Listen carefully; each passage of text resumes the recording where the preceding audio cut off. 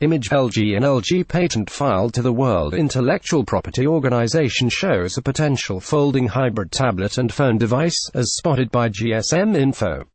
The patent describes the device as a mobile phone with a flexible display which can be folded in half.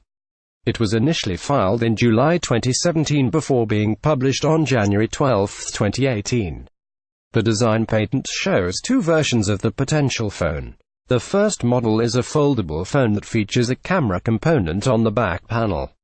When folded, the device can display information like the time on the front screen. Image LG. The second design is similar, except when the phone is folded, its rear cover is pushed to one side, revealing a transparent section on the front right-hand side.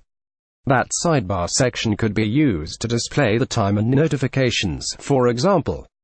The rear of the device also has a camera module. Image LG. It's important to note that the solid lines in the illustration are its claimed features, while the broken lines illustrate what the rest of the device might look like.